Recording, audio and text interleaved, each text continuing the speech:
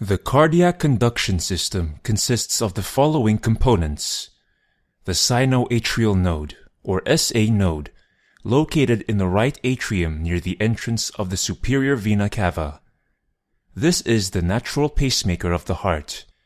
It initiates all heartbeat and determines heart rate. Electrical impulses from the SA node spread throughout both atria and stimulate them to contract. The atrioventricular node, or AV node, located on the other side of the right atrium near the AV valve.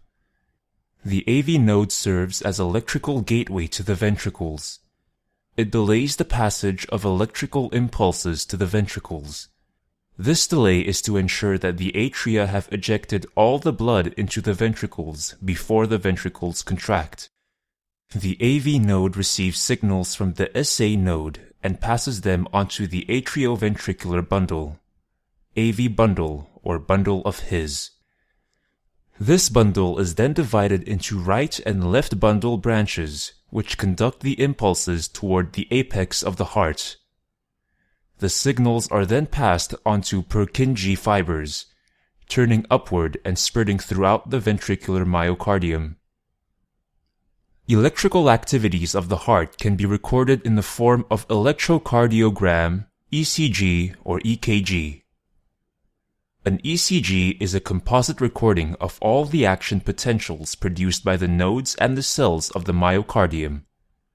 Each wave or segment of the ECG corresponds to a certain event of the cardiac electrical cycle.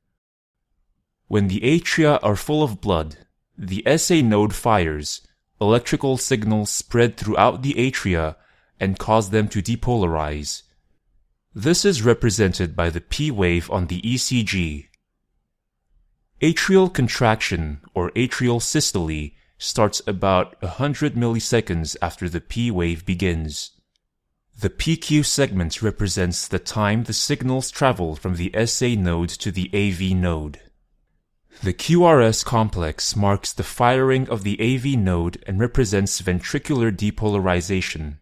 Q wave corresponds to depolarization of the interventricular septum. R wave is produced by depolarization of the main mass of the ventricles. S wave represents the last phase of ventricular depolarization at the base of the heart. Atrial repolarization also occurs during this time, but the signal is obscured by the large QRS complex. The ST segment reflects the plateau in the myocardial action potential. This is when the ventricles contract and pump blood.